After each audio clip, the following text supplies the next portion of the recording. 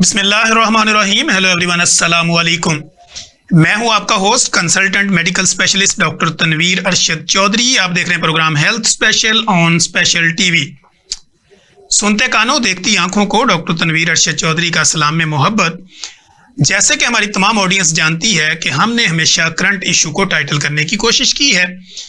आज का जो हमारा टॉपिक होगा हेल्थ स्पेशल प्रोग्राम के अंदर, जिस बात के ऊपर हम फोकस करेंगे, डिस्कशन करेंगे, आप लोगों की जिंदगी में आसानियां पैदा करने की कोशिश करेंगे, वो हमारा टॉपिक ये होगा कि आपके ऊपर आने वाला डिप्रेशन, टेंशन, एंजाइटी, वो किसी बीमारी से रेलिवेंट हो या आपकी जॉब से रेलिवेंट हो या आपके एग्जाम से रेलिवेंट हो या किसी भी तरह की आपकी फैमिली कन्वर्सेशन से मुतल्लिका हो, इसको किस तरीके से टाइटल किया जा सकता है और एक साइकोलॉजिस्ट का आपकी ज़िंदगी को नॉर्मलाइज करने में क्या किरदार होता है और किस तरह आपकी काउंसलिंग की जा सकती है अगर आपको किसी भी तरह का कोई डिप्रेशन होता है, एंजाइटी होती है या आप अपने आप से तंग होते हैं।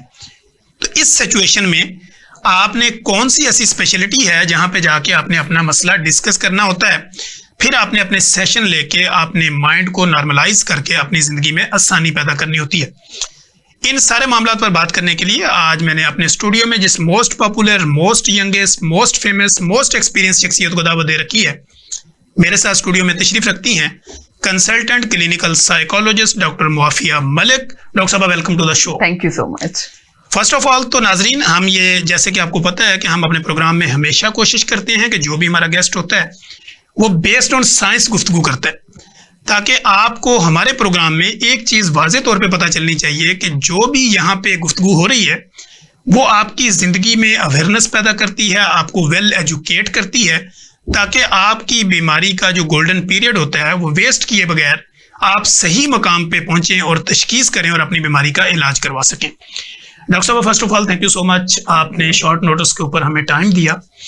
मैं ये जानना चाहूँगा कि मुआफिया मलिक कंसल्टेंट क्लिनिकल साइकोलॉजिस्ट बनी, इस दौरान में कितनी हर्डल्स आई, किस प्रोसेस से गुजरी? अच्छा, हर्डल्स तो बहुत सी आई। वही बात है जो हमारी फैमिलीज में कहा जाता है, साइकोलॉजिस्ट बन के क्या करना है, पागलों का इलाज करना है, जो सो कोल्ड टैबूज हमारे लगे होते हैं। It was so tough. लेकिन वही बात है, जब आप कंसिस्टेंट रहते हैं ना और आपको पता है आपने लाइफ में कुछ डिफरेंट करना है तो आप एफर्ट करते हैं। बल्कि मेरा सबसे जो बुरा एक्सपीरियंस था, मैं उसको बुरा इसलिए कहती हूँ, उसी ने मुझे सिखाया कि जब हमारा फर्स्ट एक्सपीरियंस था PIMH का, तो हम फीमेल वार्ड में गए, वहां बहुत बहुत गालियां सुनी, बर्तन भी खाए, तो मैं डर के भाग गई, मैं नहीं साइकोलॉजिस्ट बन सकती, तो बहुत मुश्किल हो जाएगा। लेकिन फिर अपने आप को किया, नहीं, अगर लाइफ में कुछ करना है तो ऑब्वियसली आपको हर्डल्स मिलती हैं, लेकिन आप जितना कंसिस्टेंट रहते हैं, वही बात है, डाउनफॉल बहुत से आते हैं, हम सबकी लाइफ में आते हैं, लेकिन आप जितना कंसिस्टेंट रहते हैं और अपने आप को एक्सेप्ट करते हैं द वे यू आर और अपनी गलतियों से लर्न करते हैं, तो उतने ही अच्छे और मेरा ख्याल है बेहतर अंदाज में आप अपनी लाइफ को करते हैं। और मेरा ख्याल है प्रोफेशनली हम सब सीखते हैं। मैंने आपसे कुछ सीखा, आप मुझसे सीखेंगे, हम सब एक दूसरे से सीख रहे होते हैं। और अगर हमारी ये नीश रहे ना कि हम लर्निंग फेज में हैं, जितने बड़े मैच्योर हो जाएं, जितने भी एक्सपीरियंस हो जाएं, अगर हम अपने आप को इस तरह से एक्सेप्ट कर लें कि हमने अपने क्लाइंट से या किसी भी नए शख्सियत के साथ हम बैठ रहे हैं, गुफ्तगू कर रहे हैं, हमने उससे कुछ सीखना है, और यकीन माने हम सीख के लाजमी जाते हैं। तो ये वही बात है कि आप जितना कंसिस्टेंट रहते हो, वैसे आफ्टर FSC एक बड़ा टफ टाइम था कि भाई क्या करना है क्या नहीं, डॉक्टर बनना है और कोई फील्ड चूज नहीं करनी, लेकिन I was in that mind कि नहीं यार, मैंने कुछ डिफरेंट करना है और करना भी ह्यूमन साइकोलॉजी पे है। फिर मैंने ये ऑप्ट की यूनिवर्सिटी और वो सारी सर्टिफिकेशंस, तो बहुत मजे का एक्सपीरियंस भी है। वही बात है, जब आपको एक चीज हासिल हो जाती है ना, आपको वो चीजें पीछे वाली मजे की लगती है, वो छोटी छोटी तकलीफें लगती ही नहीं है। तो ये चीज है, बाकी ये अल्हम्दुलिल्लाह ऑल गुड चल रहा है बस। अच्छा डॉक्टर साहब, मैरिड लाइफ के बाद एक क्लिनिकल साइकोलॉजिस्ट की लाइफ में क्या चेंजिंग आती है? अच्छा, चेंजेस वही है, आप एक्सेप्ट किस तरह से करते हो। अगर मैं उस चीज को अपने सर पे सवार कर लेती ना, यार शादी होगी है, पता नहीं आप जॉब कर सकते हैं या नहीं, ये आपकी ना फर्स्ट कम्युनिकेशन है विद योर स्पाउस और with your mother in law या फादर इन लॉ, अपनी फैमिली के साथ। तो ये कम्युनिकेशन मेरी ऑलरेडी थी कि मैं जॉबियन हूँ, मुझे अपना क्लिनिक करना है या जॉब करनी है, तो दे विल ऑल एग्री कि नहीं, ऑब्वियसली तुमने इतनी एफर्ट की है, तुम्हें करना चाहिए। तो अब ये मेरे ऊपर है कि मैं अपनी पर्सनल लाइफ और प्रोफेशनल लाइफ को लेकर किस तरह से चलती हूँ। ऑब्वियसली जो इनिशियल इनिशियल ईयर्स होते हैं वो थोड़े से मुश्किल होते हैं। आप एक नई लाइफ में जाते हो, एक नई फैमिली में जाते हो, वहां उनका एक्सेप्ट करना आपको और आपको उन्हें एक्सेप्ट करना, और ये टू वे होती है। ये कभी भी एक चीज नहीं है कि एक बंदा एफर्ट कर रहा है दूसरा ना करे। अब मेरी अपनी फैमिली में भी इट्स टू वे कम्युनिकेशन, दोनों ने एफर्ट की, उन्होंने किया, मैंने किया, तो अल्हम्दुलिल्लाह ऑल गोइंग वेल।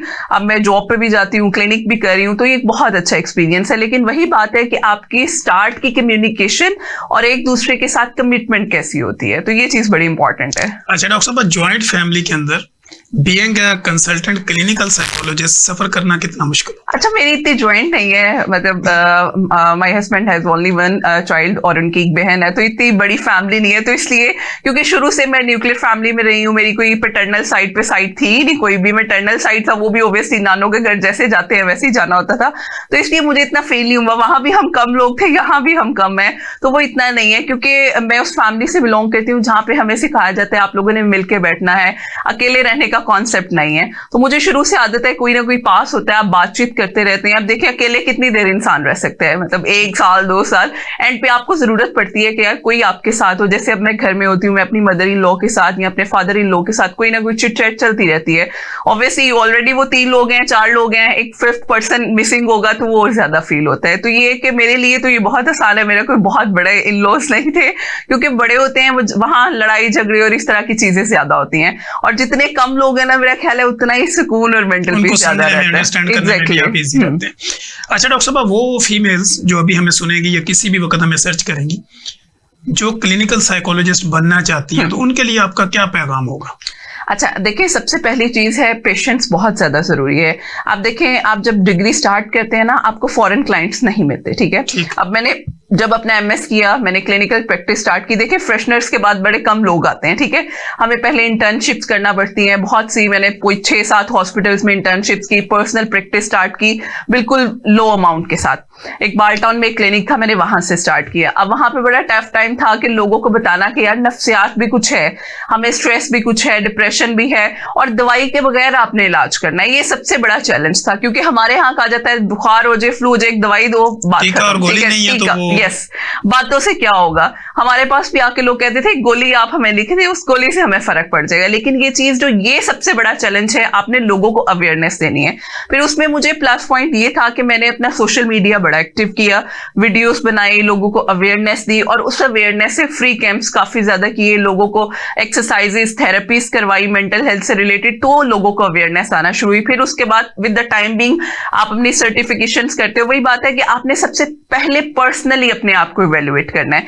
अगर आप पर्सनली खुद को ग्रूम करोगे ना, आप किसी और को हेल्प आउट कर सकते हो। तो यहाँ उन सब बच्चों के लिए मेरा मैसेज भी यही है कि आपकी अपनी जात के साथ कमिटमेंट बहुत ज्यादा जरूरी है। अगर आप कुछ करना चाहते हैं, हर्डल्स आएंगी, बहुत से लोग आपको डिमोटिवेट भी करेंगे, पाकिस्तान में ये नहीं है, वहां नहीं है। अब देखिए पाकिस्तान में बैठ के भी आप बाहर के लोगों के सेशंस ले सकते हैं, मैं लेती हूँ। मेरे ज्यादातर ओवरसीज सेशंस होते हैं जो मैं ऑनलाइन या जूम ऐप ले रही होती हूँ। तो इट्स ऑल पॉसिबल। आपकी डायरेक्शन और आपका माइंडसेट कैसा है, ये बहुत जरूरी है। ठीक है। अच्छा डॉक्टर साहब, आम जो हमें एक लेमैन सुनेगा, ये जितनी भी फैमिलीज हमें देख रही हैं, उनको ये हम समझाने के लिए, ये मैसेज कन्वे करने के लिए कि जो क्लिनिकल साइकोलॉजिस्ट होते हैं, इनकी डोमेन क्या होती है, इनकी डोमेन में कौन कौन सा पेशेंट आता है? ओके, अच्छा ऐसा है, मैं इसका थोड़ा सा बैकग्राउंड भी बता देती हूँ कि इनकी एजुकेशन क्या होती है, ज्यादा क्लैरिटी हो जाएगी। एफएससी है या एफए कर लें, उसके बाद बीए है या बीएस बीएस साइकोलॉजी है वो कर लें। उसके बाद आपने 18 इयर्स एजुकेशन, जिसको हम एमएस कहते हैं क्लिनिकल साइकोलॉजी में, आप एमएस करेंगे तो आप क्लिनिकल साइकोलॉजिस्ट कहलाएंगे। अगर आपने बीएस कर लिया तो आप साइकोलॉजिस्ट नहीं कहलाएंगे, आप सिर्फ काउंसलर कहलाएंगे। ये बड़ा डिलेमा है कि हम 16 इयर्स एजुकेशन करते हैं और हम क्लिनिक्स खोल के बैठ जाते हैं, ये अनएथिकल है। आपको सबसे पहले 18 इयर्स एजुकेशन करनी है, उसके बाद आपकी अपनी मर्जी है। जैसे मैंने सर्टिफिकेशंस की हिप्नोथेरेपी में, सीबीटी में, एनएलपी में, वो एक एक्सेप्शनल है, आपकी और मजीद इंप्रूवमेंट आती है। उसके बाद आप प्रैक्टिस स्टार्ट कर सकते हैं। अब इसमें भी क्या होता है, इसमें ज्यादातर आपका टाइप होता है क्लिनिकल साइकेट्रिस्ट के साथ, जो एमबीबीएस डॉक्टर होता है, स्पेशलाइजेशन करता है साइकेट्री में। अब उसके साथ आपका लाइजम होता है, क्योंकि बहुत से क्लाइंट्स ऐसे हैं जो आपके पास आते हैं, आप देखते हैं उनकी नोयत क्या है। अगर तो उनकी नोयत मॉडरेट है या नॉर्मल लेवल की है तो थेरेपी हेल्प करती है। लेकिन अगर आप देख रहे हैं कि उनकी नोयत बहुत ज्यादा स्वेयर है तो मेडिकेशन वहां कंपलसरी हो जाती है।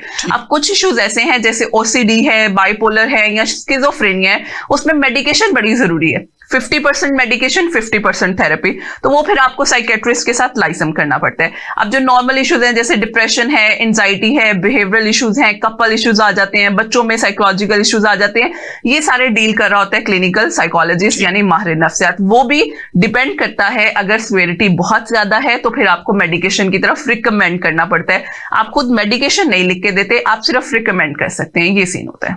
ठीक हो गया। नाजरीन, आपने देखा कि हमारे साथ consultant clinical psychologist doctor Muafiya Malik, जो कि हमारी बहुत अच्छे रिलेशन में हमारे साथ हमेशा रहती हैं, और कोशिश इनकी ये होती है कि जितनी भी अवेयरनेस के प्रोग्राम हों या जितने भी हमारे जूनियर्स आ रहे होते हैं उनके नॉलेज को अपडेट करना हो, या दुनिया में होने वाली जितनी भी रिसर्च हो मेडिकल से रेलिवेंट, उसको अडॉप्ट करके लोगों तक मैसेज जो है वो आसान अल्फाज में डिलीवर करने में महारत रखती हैं।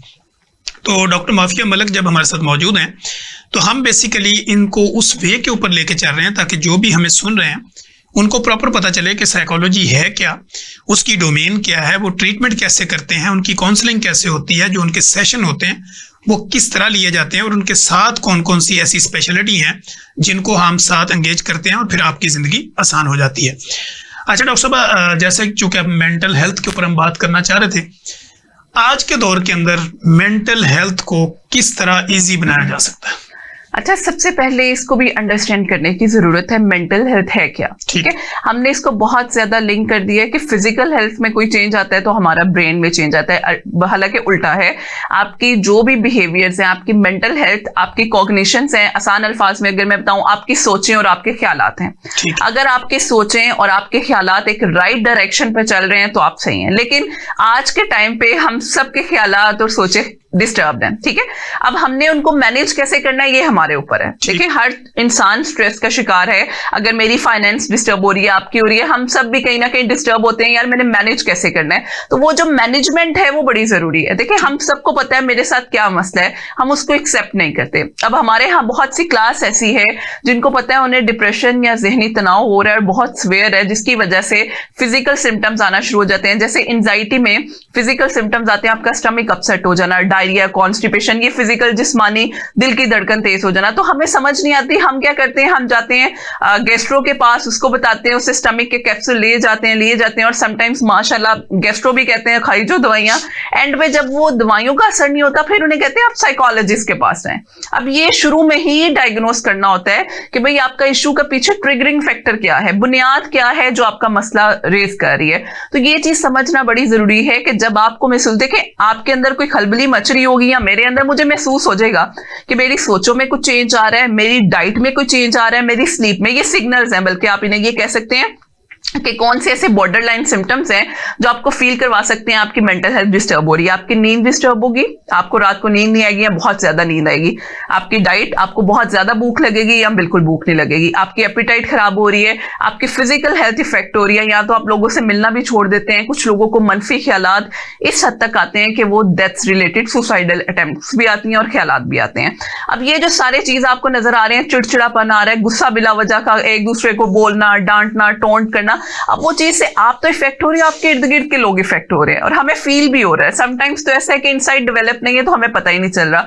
तो जो इर्द गिर्द के लोग हैं वो कह रहे होते हैं कि यार तुम्हारे बिहेवियर में कुछ चेंजेस आ रहे हैं, तुम्हें इनको इवेल्युएट करने की जरूरत है। तो ये हमारे सिग्नल्स होते हैं जब हमें पता चल रहा है कि हमारी जिंदगी में कोई चेंज आ रहा है। अब इसके पीछे वजह भी हो सकती है कि चेंज क्या आ रहा है, या तो आपका घर चेंज हो रहा है, या आपका रिलेशनशिप चेंज हो रहा है, या आपके घर वालों के साथ कोई इख्तलाफात चल रहे हैं, या आपकी प्रोफेशनल लाइफ में कोई चेंज आ रहा है जिसकी वजह से आप सफर कर रहे हैं। तो ये सिग्नल्स होते हैं और इन सिग्नल्स पे हमने खुद को खुद एक्सेप्ट करना है कि यार वेट, तुम्हें जरूरत है सेशन की, थेरेपी की। थेरेपी कोई वो बुला नहीं है कि हमें पता नहीं क्या हो जाएगा। ये टैबू हम लोगों ने अपनी जात पे लगाया, लोगों पे लगाया कि पागल हैं जो साइकोलॉजिस्ट के पास जाते हैं। हालांकि हम नॉर्मल इंसान, मुझे भी कोई गाइडलाइन की जरूरत है ना, मैं अपनी सीनियर साइकोलॉजिस्ट से डिस्कशन कर लूंगी, दैट्स इट। तो इसलिए इसको टैबू को मेरा ख्याल है अब तो अल्हम्दुलिल्लाह काफी अवेयरनेस भी हो गई है कि अगर किसी को स्ट्रेस, डिप्रेशन, एंजाइटी, किसी तरह का कोई मेंटल हेल्थ इशू आता है तो वो कंसल्ट कर सकता है। तो ये बड़ा इंपॉर्टेंट है कि आप अपनी मेंटल हेल्थ को इफेक्ट करें। देखिए, फिजिकल और मेंटल हेल्थ दोनों चीजें सही होंगी तो एक इंसान सही तरह से सर्वाइव कर सकता है। तो ये बहुत इंपॉर्टेंट है। बिल्कुल ऐसे ही है। जी नाज़रीन, जैसे कि आपने देखा कि डॉक्टर साहब आप बड़े जबरदस्त अंदाज के अंदर आपको प्रॉपर ये बात और मैसेज डिलीवर करने की कोशिश कर रही हैं कि आपने अपनी मेंटल हेल्थ को किस तरह बरकरार रखना है और किस तरह आपने नॉर्मल वे में जाके अपनी लाइफ में आसानी पैदा करनी है। कहीं मत जाइएगा, हमारे साथ रहिएगा। यहीं पे वक्त हुआ एक ब्रेक का। ब्रेक के बाद जब हम आएंगे तो हम डॉक्टर साहब के साथ मजे की गुफ्तगू जारी रखेंगे।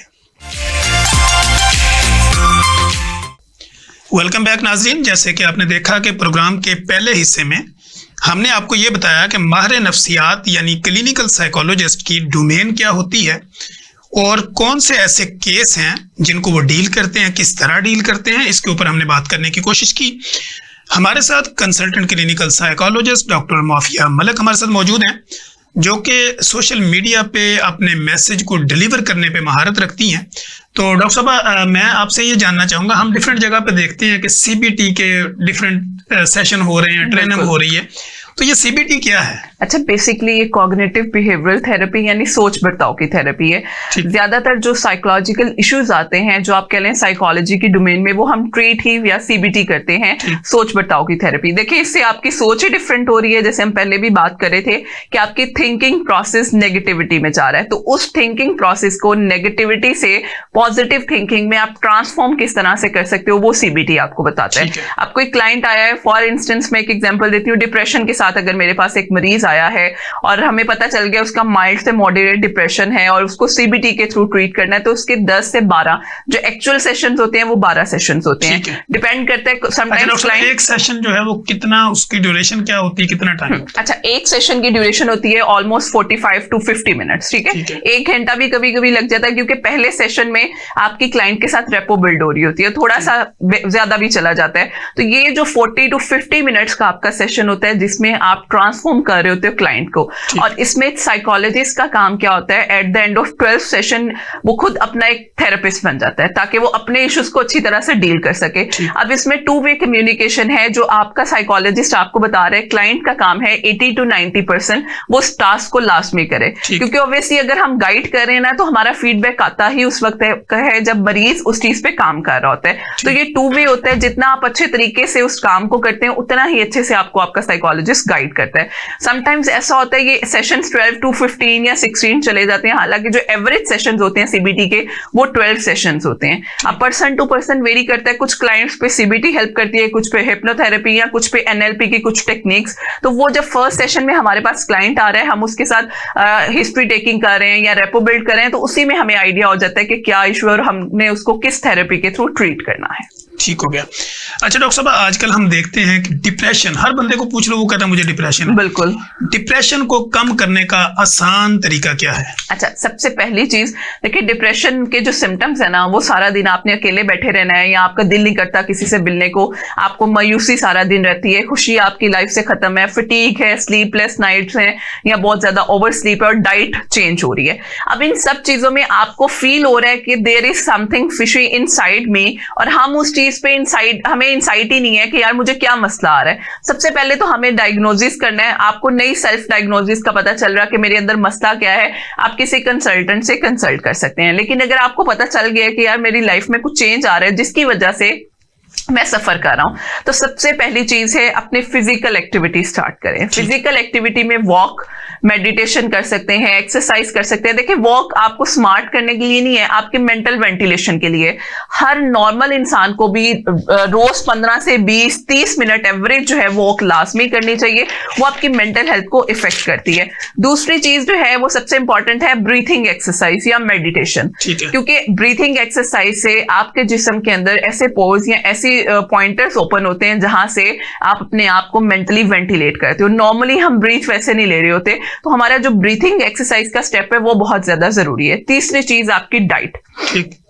आप डिप्रेशन में या किसी भी मेंटल हेल्थ सफर करें, आपका फास्ट फूड इनटेक बहुत ज्यादा होगा। आप लोग नोट कर लीजिएगा, जब आप देखेंगे। अच्छा, आपका कुछ लोग हमने देखा डिप्रेशन में ज्यादा खाते हैं। यस, वही मैंने उनको मीठे की क्रेविंग बहुत होती है, इसकी क्या वजह? अच्छा, उसमें यही चीज होती है, दोनों सिचुएशंस होती हैं। इसके साथ फिर फूड डिसऑर्डर का लिंक हो जाता है, जिसको हम ब्लूमिया या नर्वसा कहते हैं। ठीक है, उसमें ये होता है कि आपको भूख या तो बहुत ज्यादा लग रही है या आपकी भूख बिल्कुल खत्म हो गई। दोनों सिचुएशंस होती हैं। Same as it for the sleep, कुछ लोगों की स्लीप बहुत ज्यादा होगी, कुछ लोगों की बिल्कुल कम।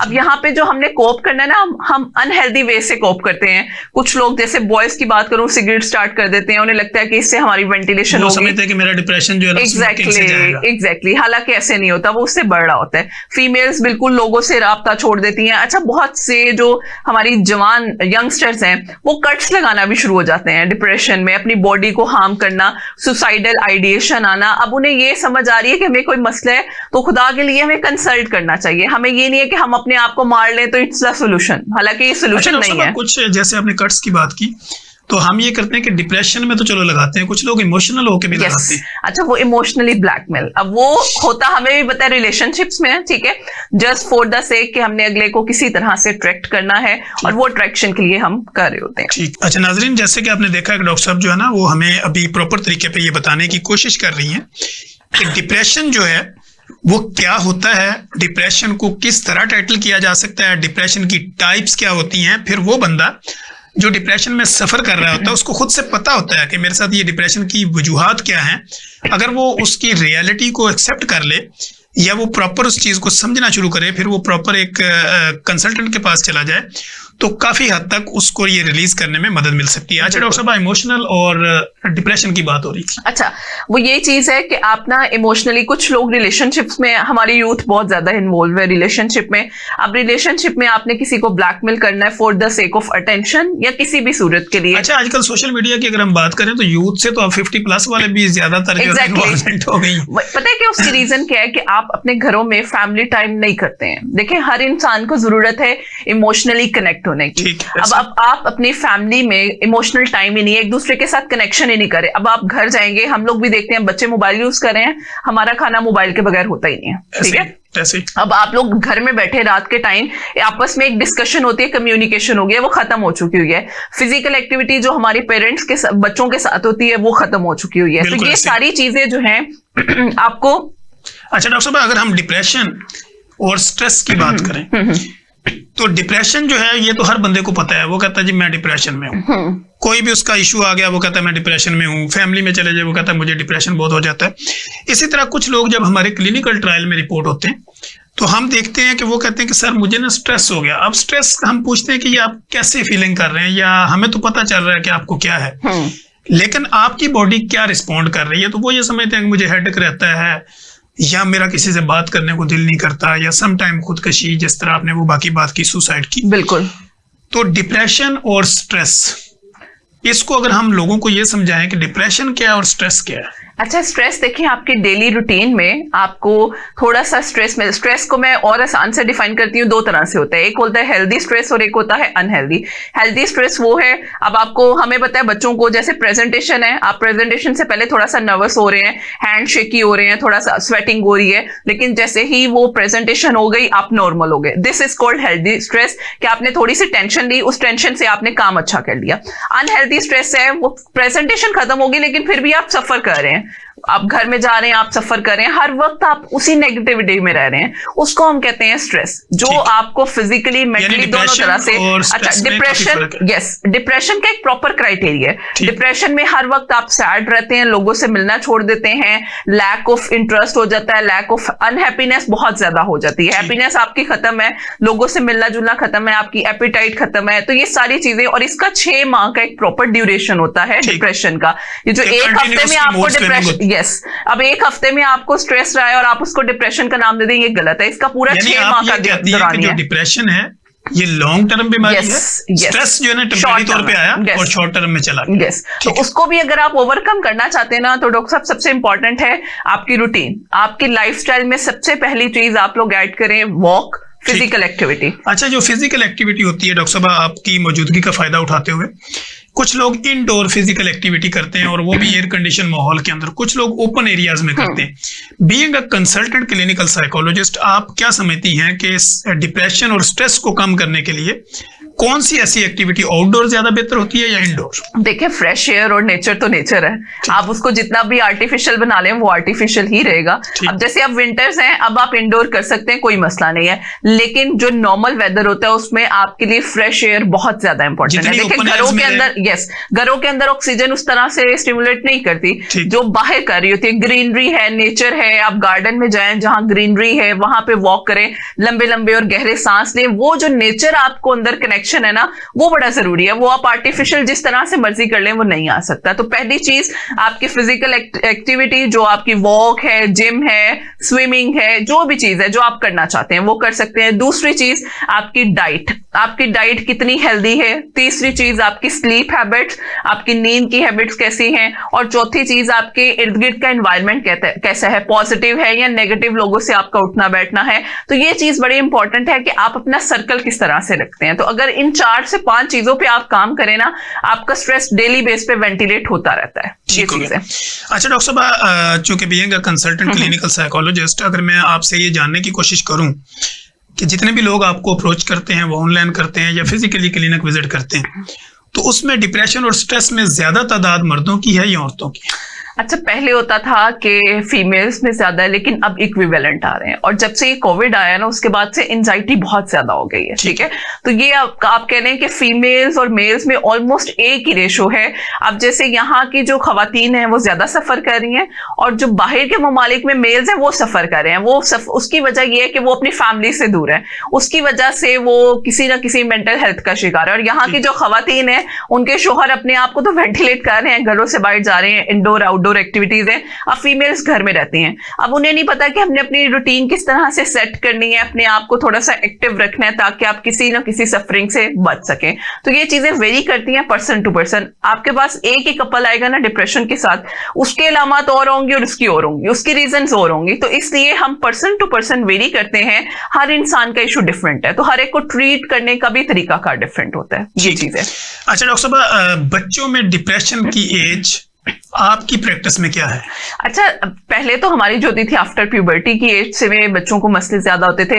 अब हमारे बच्चे माशाल्लाह पैदा होते ही उन्हें पता है कि यार ये सोशल मीडिया क्या है, बॉयफ्रेंड गर्लफ्रेंड का कनेक्शन क्या है, ये क्या है। तो अब बच्चों में जो ये इश्यूज है ना, एंजाइटी है, डिप्रेशन है, वो प्यूबर्टी से पहले ही आ रहे हैं। ठीक है, अब वो ड्यूरेशन फुलफिल कर रहे हैं और उन्हें पता ही नहीं है कि हमारे बच्चों में बिहेवियरल इश्यूज आ रहे हैं या किसी किस्म का लैक आ रहा है। अब हमारे पेरेंट्स, यहाँ मैं कहूंगी कि हमारे पेरेंट्स की गलती है कि उन्हें अपने बच्चों को टाइम देना चाहिए। देखिए, बच्चों के लिए रोल मॉडल उनके पेरेंट्स हैं। अब आप बेशक बहुत ज्यादा स्ट्रगल कर रहे हैं, उनके लिए ही कर रहे हैं, तो आप एक आधा घंटा उनकी जात के लिए नहीं निकाल सकते जिसमें आप कोई घर में गेम खेलें, बाहर नहीं जा सकते, कैरम है, लूडो है, किसी इस तरह से कोई हेल्दी एक्टिविटी, ताकि बच्चे आपके साथ एक तो कनेक्शन भी रहे और एक आपके साथ एंगेज रहे। ये बहुत ज्यादा जरूरी है। तो इसलिए जितना हम इस चीज पे काम करेंगे ना, उतना ही बच्चों में ये जो मेंटल हेल्थ इश्यूज है, डिप्रेशन है, एंजाइटी है, स्ट्रेस, ये उतना ही कम होगा। ठीक हो गया। अच्छा डॉक्टर साहब, हमने देखा है कि जैसे हम सफर करते हैं डिफरेंट कंट्रीज में, बाहर के हम मुल्क को, जितने भी फॉरेनर कंट्रीज होते हैं उसको लोग रोल मॉडल भी बनाते हैं। वहां पे हम देखते हैं कि जब बच्चे को किसी स्कूल में दाखिल करवाना होता है या उसके अलावा किसी स्पेशल फील्ड को चूज करना होता है, तो वहां पे साइकोलॉजिस्ट का एक अहम रोल होता है। यस।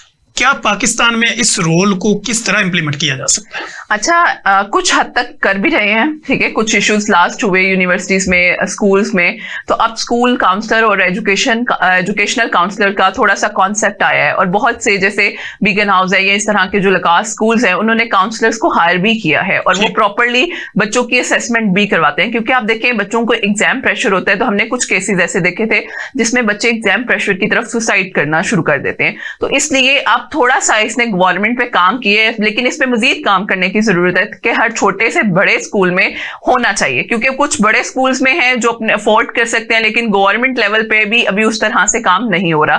तो मेरा ख्याल है हमें उस लेवल पे भी काम करना चाहिए ताकि हर बच्चे की मेंटल हेल्थ जो सफर कर रही है, हम उसको बेहतर कर सकें। ठीक है।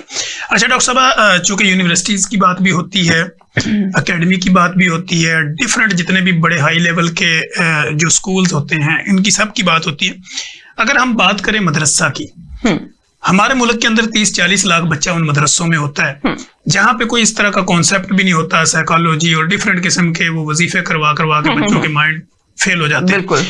तो आप उन बच्चों के लिए या उन मदारस के ऑनर्स के लिए क्या पैगाम देती हैं कि क्या उनको भी साइकोलॉजी की जरूरत होती है? देखें, हालांकि वो कुरान पाक से रिलेटेड हैं, अल्लाह ताला ने कुरान पाक में हर चीज के बारे में सही तरीके से तफसील के साथ बयान किया है। अब समझने वालों के लिए निशानियां हैं। कहते हैं ना कि वयुज़क्कीहिम वयुअल्लिमुहुमुल किताब वल हिकमा, जी, तो वो कहते हैं कि ये कुरान, ये जो है ना, हिकमत के साथ इसको आपने लिखा। लेकिन वही बात है, समझने वालों के लिए निशानी है। अब देखिए, हमें उन्हें गाइड करने की जरूरत नहीं है, वो हमारे बड़े हैं, उन्होंने एक प्रॉपर कुरान पाक एक तफसील के साथ पढ़ा है, उन्होंने हमें गाइड करना है। लेकिन उनके मदरसे में जो बच्चे आ रहे हैं उन्हें तो प्रॉपरली उन्हें गाइड। अब आप देखें, सबसे ज्यादा बुलिंग, सबसे ज्यादा अब्यूज हम मदरसे में देखते हैं, रिलीजियस पॉइंट्स पे देखते हैं। तो ये ऐसा क्यों है? क्योंकि ये तो फिर वही बात है कि आपने बजाहिर एक लिबादा ओढ़ा हुआ है और अंदर से आप शैतानियत है। वो बच्चों को सोशलिज्म से दूर रखना, एग्जैक्टली, उनके ब्रेन वॉश करके, यस, उनके ब्रेन वॉश करके उनको फिजिकली, उनको सेक्सुअली हर तरह से अब्यूज करना, तो ये चीज गलत है। देखिए, अगर माँ बाप या पेरेंट्स अपने आप को 100% आप पे ट्रस्ट करके भेज रहे हैं, तो ये उनका काम है कि उन बच्चों को दीनी और दुनियावी दोनों तालीम देना। अब देखिए, हम लोग बहुत सी न्यूज में देखते हैं, अभी बहुत सी न्यूज हमारे से तो छुपा दी जाती हैं, लेकिन यहाँ पे थोड़ा तो 1% आती है, 99% तो बाहर आती नहीं। तो इसलिए वो अब वहां पे देखिए, उनकी फ्रस्ट्रेशन अंदर स्टक है, तो आप फ्रस्ट्रेशन सही तरह से निकाले ना। आप भी अपनी कोई फिजिकल एक्टिविटी रखें या कोई आपके ऐसे स्ट्रेस है, आप उसको बाहर निकालें। लेकिन आपने, क्योंकि दुनिया को आपने दिखाना है, आप एक मौलवी हैं, आप एक इस्लामी वो लिंक करते हैं, तो आपने अपनी फ्रस्ट्रेशन नहीं दिखानी लोगों को दिखाने के लिए। फिर हम सोशल मीडिया पे इतनी अच्छी अपनी प्रोफाइल दिखा रहे हैं, नहीं, this is not the right way. जब तक आप उस चीज को अपनी पर्सनल लाइफ में इंप्लीमेंट नहीं करेंगे, वो कभी भी आप लोग कामयाब नहीं होंगे। अब दुनिया में तो आप कर लेंगे, फिर आखिरत में आप लोग क्या करेंगे? असल में आप ये कहना चाह रही हैं कि एक अच्छा इंसान बनने के लिए उसको दुनिया के हर वे का पता होना चाहिए, हर तरह की टेक्नोलॉजी अडॉप्ट करनी चाहिए। एग्जैक्टली। और जहां पे आपको लगे कि ये खला है, वहां पे उस चीज की स्पेशलिस्ट बंदे को हायर करें। एग्जैक्टली। देखिए, आपके हर फील्ड में हमारे पास कंसल्टेंट मौजूद हैं, हर फील्ड में हमारे पास एक्सपीरियंस डॉक्टर हैं, या कोई भी किसी भी रिलीजियस स्कॉलर्स हैं, हर तरह से मौजूद है। लेकिन हमने उनको यूटिलाइज सही तरीके से करना है। अब यहाँ पे भी देखिए, मदरसे जा रहे हैं, स्कूल जा रहे हैं, यूनिवर्सिटी जा रहे हैं, चेक एंड बैलेंस रखना फिर पेरेंट्स का काम है। अब पेरेंट्स का कंट्रीब्यूशन बच्चों की लाइफ में क्या है, दिस इज मोर इंपॉर्टेंट। देखिए, आप बिजनेस कर रहे हैं, आप जॉब कर रहे हैं, आप बच्चों के लिए ही कमा रहे हैं, तो बच्चों पे थोड़ा सा चेक एंड बैलेंस तो रखें ना। वो किस ड्राइवर के साथ जा रहा है, कौन सी मेड घर आती है, या किस किस के साथ क्या है। देखिए, बहुत से इश्यूज हैं, ये बहुत डेलिकेट पार्ट है, तो हमें इस पे चेक एंड बैलेंस रखने की बहुत ज्यादा जरूरत है। अगर आपका बच्चा कोई ऐसा फ्लैग दे रहा है, रेड फ्लैग दे रहा है, आपको फील हो रहा है, तो आप फौरन उस चीज को इन्वेस्टिगेट करें, बच्चे को स्नब मत करें। आप यकीन माने, हमारे पास इतना 90+ रेशो है, जो बच्चियां आती हैं, बच्चे आते हैं, एडल्ट एज में हमारे पास आते हैं कि उनके बचपन में उनको किसी ना किसी तरह से अब्यूज किया गया, या बच्ची है और वो स्ट्रेस उनके माइंड में बैठा वो चीज अच्छा, वो चीज माइंड में है। अब उसकी वजह से वो शादी नहीं करना चाहते कि उनके माइंड में एक बड़ा ही गलत जेस्टर है ऑपोजिट जेंडर या सेम जेंडर का, तो वो कहीं ना कहीं डर उनकी पर्सनालिटी में आ गया, तो उस डर को हमने फिर निकालना होता है। तो हम सुनते हैं 90% ऑलमोस्ट, आप यकीन माने, बच्चे कहीं ना कहीं सेक्सुअल अब्यूज का या किसी ना किसी तरह से बुली का शिकार होते हैं। तो ये चीज बहुत गलत है। ये हम सबको, हम कहीं भी देखें तो ऑब्वियसली हमें अवेयरनेस देने की जरूरत है। ठीक। अच्छा डॉक्टर साहब, अब हम इसी की तरफ आते हैं कि जैसे आजकल हम देखते हैं कि बांझपन बहुत ज्यादा है। अगर मेल इनफर्टिलिटी की बात करें या फीमेल इनफर्टिलिटी या सब फर्टिलिटी की बात करें, तो शादी के बाद जो जोड़ा होता है वो दोनों ही डिप्रेशन का शिकार हो जाता है। इवन कि उनके साथ सास बहू की लड़ाइयां भी शुरू हो जाती हैं। इस डिप्रेशन से किस तरह निकला जा सकता है? अच्छा, अब देखिए, यहाँ पे दो लोगों की कम्युनिकेशन बड़ी जरूरी है। एक तो गायनाकोलॉजिस्ट आपकी और एक आपके क्लिनिकल साइकोलॉजिस्ट। अगर तो आप प्रॉपरली ट्रीटमेंट करवा रहे हैं अपने जो भी आपके हेल्थ रिलेटेड इश्यूज हैं, और दूसरा आपके साइकोलॉजिस्ट आता है। देखिए, सबसे वही चीज है कि आप लोग एक्सेप्ट करें। आप देखिए, बहुत से लोग हैं मेडिकली इतने ट्रीटमेंट करवाते हैं, लेकिन अल्लाह की तरफ से आपको नहीं, भाई अभी औलाद नहीं हो रही, तो आप उससे कैसे लड़ सकते हैं, मुझे बताएं। IVF की तरफ चले जाते हैं, डिफरेंट प्रोसेसेस की तरफ चले जाते हैं, लेकिन जो चीज अल्लाह ताला ने करनी है, आप उसको कितना कर सकते हैं। तो इसलिए सबसे पहली चीज यहाँ पे है, मेल का रोल बहुत ज्यादा इंपॉर्टेंट है। मेल ने अपनी माँ को, बाप को समझाना है, मेल ने ही अपनी बीवी को समझाना है। तो मेन जो काउंसलिंग है वो उस पर्सन की हमें करने की जरूरत होती है कि you have to accept the process. क्या प्रोसेस है, how will take the time, और किस तरह से चीजें चलेंगी। और ये वही बात है, 2 वे है कि आपकी, अब देखिए, आपका शोहर साथ दे रहा है, तो सास किसी ना किसी तरह से पिंच कर रही है, तो वो टॉन्ट आपको अंदर ही अंदर माइंड में चल रहे होते हैं। उस टॉन्ट की वजह से भी अक्सर खवातीन कहती हैं कि हमें फिर तलाक ले लेनी चाहिए, हम थक गए हैं इतने टॉन्ट सुन सुन के। तो ये चीज हम सबको एक्सेप्ट करनी चाहिए। देखिए, अल्लाह ताला की मर्जी के बगैर आप कुछ नहीं कर सकते। ऑब्वियसली कंसल्टेंट्स आर देयर, लेकिन जब तक अल्लाह ताला की मर्जी नहीं होगी आप कुछ भी नहीं कर सकते। ना मैं कुछ कर सकती हूँ, ना आप कुछ कर सकते हैं। तो इस चीज को समझना बड़ा जरूरी है। और दूसरी चीज, अब देखिए सारा दिन आप एक ही बात को रिपीट करते रहेंगे, ऑब्वियसली डिप्रेशन तो होना है। आप डिफरेंट एक्टिविटीज में एंगेज करें। देखिए, फिजिकल हेल्थ के लिए आपकी इंटीमेसी की लाइफ के लिए भी फिजिकल हेल्थ बहुत ज्यादा इंपॉर्टेंट है। आप एक्सरसाइज कितनी करते हैं, आप वॉक कितनी करते हैं, आप पॉजिटिव कितना सोचते हैं, आपकी डाइट क्या है, आपकी स्लीप क्या है, ये सारी चीजें भी आपकी सेक्सुअल लाइफ पे इफेक्ट करती है। तो ये दोनों चीजों को हमें समझने की जरूरत है कि अगर हमने अपनी इंटीमेसी की लाइफ को भी बेहतर करना है तो हमें सबसे पहले अपनी पर्सनल लाइफ को बेहतर करने की जरूरत है। ठीक हो गया। नाजरीन, जैसे कि आपने देखा कि डॉक्टर साहब आप बड़े जबरदस्त अंदाज के अंदर आपको ये बताने और समझाने की कोशिश कर रही हैं कि एक तो अगर आपको औलाद नहीं हो रही या आपकी बांझपन का कोई इशू है, सब फर्टिलिटी है, इनफर्टिलिटी है, मर्दाना बांझपन है, या पीसीओएस है, पीसीओडी, या डिफरेंट किस्म की ऐसी बीमारियां होती हैं, जब तक आप किसी प्रॉपर कंसल्टेंट के पास नहीं जाते तो तब तक वो बर्डन आपके माइंड पे होता है, आप डिप्रेशन में भी होते हैं, स्ट्रेस भी रहते हैं। हमारे ये जितने भी प्रोग्राम होते हैं ये बेसिकली आप लोगों को हेल्पफुल करते हैं। इनको सुनने के बाद आपको ये पता चलता है कि अगर इनमें से कोई ऐसा सिम्टम्स आपकी बॉडी के ऊपर आ रहा है या आपकी हेल्थ से रेलिवेंट कोई भी सिम्टोमेटिकली चेंजिंग आ रही है, तो इस प्रोग्राम में आपको गाइडलाइन मिलती है कि आप ये सुन के कि मुझे अगर ये कोई है तो मैंने कौन सी स्पेशलिटी में जाना है, वहां पे जाके मैंने अपना मसला जो है वो किस तरह बताना है, और फिर उसके बाद वो जो मुझे गाइड करें कि मुझे आगे फर्दर क्या करना है, तो उसको लेके आप अपनी जिंदगी में बहुत सारी आसानियां पैदा कर सकते हैं।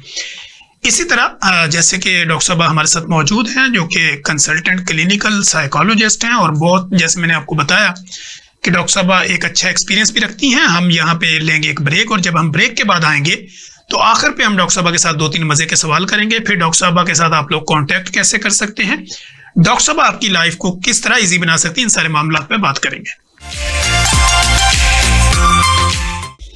वेलकम बैक नाजरीन। जैसे कि आपने देखा कि प्रोग्राम के पहले और दूसरे हिस्से में हमने काफ़ी चीज़ें कवर करने की कोशिश की। अब प्रोग्राम का आखिरी हिस्सा है, इसमें हम कंक्लूजन की तरफ जाएंगे, रिमार्क्स की तरफ जाएंगे, ताकि क्लोजिंग की तरफ जाएं, आपको पता चले कि जितनी भी हमने बात की है इसका हल क्या है, और फिर मेंटल हेल्थ जो है वो आपकी दिमागी जो हालत है, जो दिमागी जो सेहत है, इसको बरकरार रखने के क्या फार्मूलाज हैं और किस तरह जो है वो आप अपनी मेंटल हेल्थ को बेहतरीन तरीके से लेके आगे चल सकते हैं।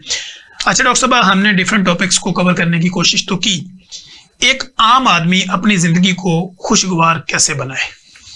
अच्छा जी, उसमें भी सबसे पहली चीज है, क्या आप लोगों को दिखाने के लिए खुशगवार होना चाहते हैं या आप एक्चुअल में होना चाहते हैं? ठीक है, सबसे इंपॉर्टेंट चीज ये है कि अगर आप अपनी लाइफ को बेहतरीन बनाना चाहते हैं, देखिए किसी की लाइफ परफेक्ट नहीं है, ना आपकी ना मेरी, अनबैलेंसेस आते हैं, लेकिन हमने उसको एक्सेप्ट करना है कि चलें कोई बात नहीं, लाइफ में चेंजेस आते हैं, चैलेंजेस आते हैं, अब मैं उस चैलेंज को एक्सेप्ट करके एक राइट डोमेन में चल रहा हूं तो वो मेरे लिए हेल्पफुल है। सबसे पहली चीज देखिए, टेंशन लेने से कुछ नहीं होगा। हम टेंशन लेते हैं, 1 दिन 2 दिन 3 दिन लेते हैं, काम तो हमने फिर भी करना ही है, तो इससे बेहतर है आप वेंटिलेशन रखें। वेंटिलेशन बहुत ज्यादा इंपॉर्टेंट है, कैथार्सिस बहुत ज्यादा इंपॉर्टेंट है।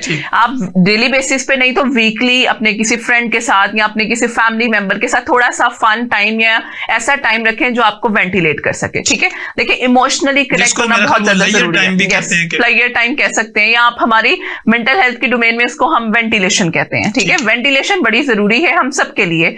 अब आपके लिए वेंटिलेशन में भी वॉक या मेडिटेशन हो सकती है, कुछ लोगों के लिए वेंटिलेशन जिम हो सकती है, किसी के लिए शॉपिंग हो सकती है, तो डिपेंड करता है पर्सन टू पर्सन। अपनी एक हैबिट ऐसी डेली बेस पे लाजमी रखें जो आपको वेंटिलेट करे, क्योंकि डेली बेस पे अगर आप वेंटिलेट करते रहेंगे ना तो आप बहुत अच्छे तरीके से अपनी लाइफ को बैलेंस लेकर चल सकते हैं। बाकी वही 4 से 5 टिप्स जो मैंने पहले रिपीट की, आपकी फिजिकल एक्टिविटी, आपकी डाइट, आपकी स्लीप, आपका घर का एनवायरनमेंट और आपका प्रोफेशनल एनवायरनमेंट, ये 5 चीजें अगर आप सही तरीके से लेकर चलते हैं तो आपकी लाइफ बहुत अच्छी गुजर सकती है। ठीक है। अच्छा डॉक्टर साहब, हमारा चूंकि हम जिस मुआशरे में रहते हैं यहाँ पे हमने देखा कि बेशुमार ऐसी मिथ्स होती हैं लोगों के अंदर। अब लोग ये कहते हैं कि रात को हमारा बच्चा बाहर निकला था या किसी दरख्त के नीचे से गुजरा था तो इसके ऊपर जिन्नात का साया है।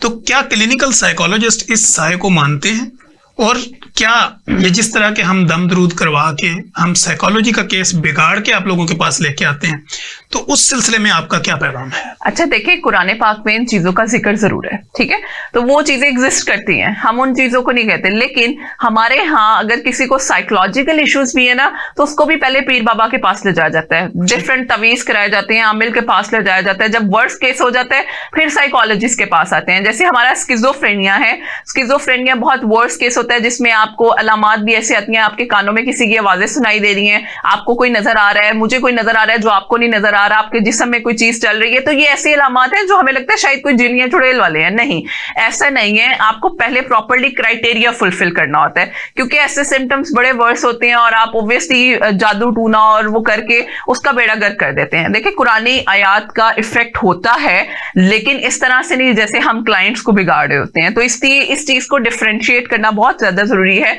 बहुत से जो रूरल एरियाज के लोग हैं वो यही समझते हैं कि जी इनको ज़हनी बातें कुछ नहीं होती, ये सिर्फ एक ड्रामा होता है, सिर्फ यही चीजें हैं कि जिन है या कोई प्रेत आ गया तो जी हमें आमिल बाबा के पास जाना है। तो दिस इज नॉट एक्चुअल। हर दूसरी गली मोहल्ले में आमिल बाबा बैठे हुए हैं। आप यकीन करें तो करें, यस यस, उसकी फाइनेंस अच्छी नहीं है, वो खुद डिप्रेशन का शिकार है, तो उसको कौन ट्रीट करेगा? तो इसलिए हमें थोड़ी सी अवेयरनेस की जरूरत है, हमें थोड़ा सा अपना दिमाग खोलने की जरूरत है कि हर डोमेन का एक्सपर्ट कौन है। अब आपको कोई ऐसा मसला बुखार का होता है, आप आमिल बाबा के पास चले जाए, उससे कोई दम दरूद से आपका बुखार उतार दे, ऐसा नहीं होता। जो कंसल्टेंट आपके स्पेशलिस्ट हैं, देखिए अगर आपको स्पिरिचुअली कोई मसला आ रहा है वो ट्रीट करेंगे, ठीक है, लेकिन आपको साइकोलॉजिकली या किसी फिजिकल हेल्थ से कोई इशू आ रहा है तो वो उसका कंसल्टेंट ही ट्रीट कर सकता है, कोई आमिल बाबा नहीं। तो इस चीज पे हम सबको थोड़ा सा अवेयर होने की जरूरत है कि हमने अपने दिमाग को खोलना है कि यार कौन किस फील्ड में माहिर है, हमने उसके पास जाना है। अच्छा डॉक्टर साहब, अब यहाँ पे एक सवाल, ये सोशल मीडिया पे लोग हमसे पूछते हैं कि बच्चों का सोए हुए डर जाना या बड़ों का सोए हुए उनको ये लगना कि मेरा कोई गला दबा रहा है, मुझे किसी ने दबा दिया है, तो इसकी क्या रीजन होती है? अच्छा, इसमें सबसे पहली चीज ये है कि सोने से पहले कोई ऐसी चीज तो नहीं आपने देखी जो फियरफुल थी। जैसे अक्सर हम वो खौफनाक मूवीज देख के सो जाते हैं और वो चीज हमारे माइंड प्रोसेस कर रहा होता है, और आप देखें जब हम सो रहे होते हैं हमारा माइंड उस वक्त भी प्रोसेस कर रहा होता है, और समटाइम्स ऐसा होता है माइंड इतना ज्यादा प्रोसेस करता है कि वो चीज इमेजेस की फॉर्म में हमारे सामने आ रही होती है, हालांकि एक्चुअल में नहीं होती। और अगर ये बहुत ज्यादा सवेर हो रही है तो इसको हम स्लीप पैरालिसिस भी कहते हैं कि सोए सोए झटका लग जाता है या मैं डर के उठ जाता हूं।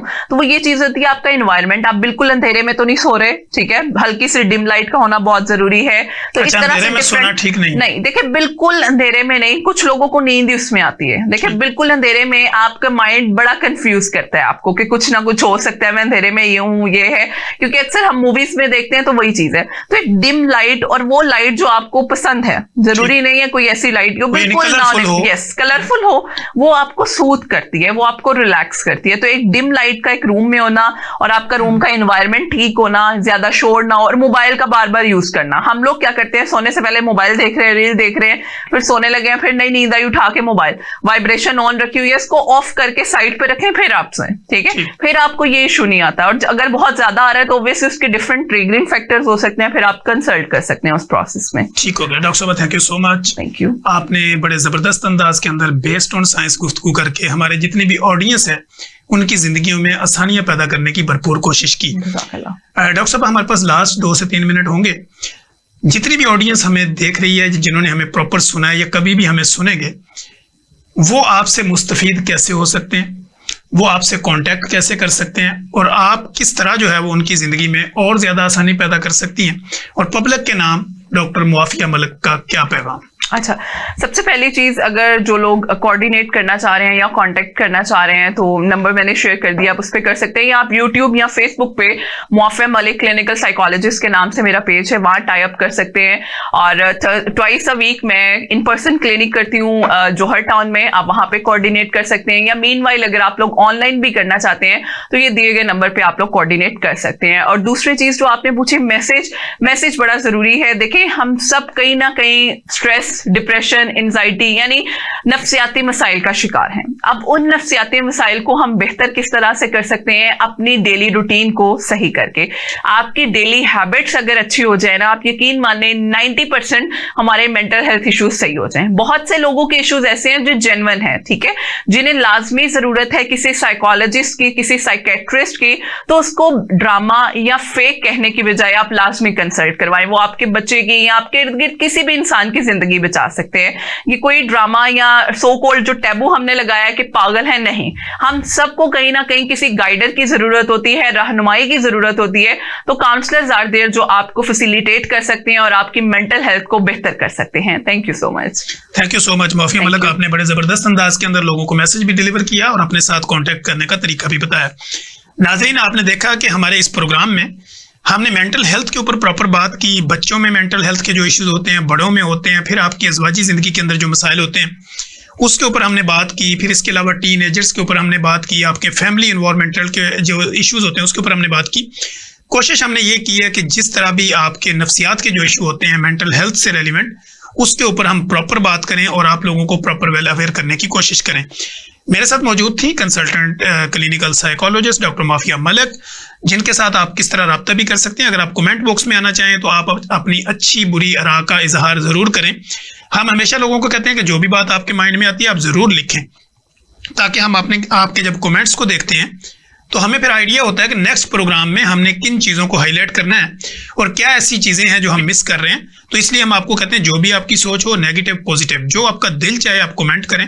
अगर आपको हमारा कोई भी प्रोग्राम अच्छा लगता है तो इसको अपने सराउंडिंग में, अपने जितने भी आपके नेबर्स हैं या आपके रहने वाले, अपने सोशल मीडिया के कनेक्टिविटी में जितने लोग हैं उनके साथ शेयर करें, ताकि उनकी ज़िंदगी में भी आसानी पैदा हो सके।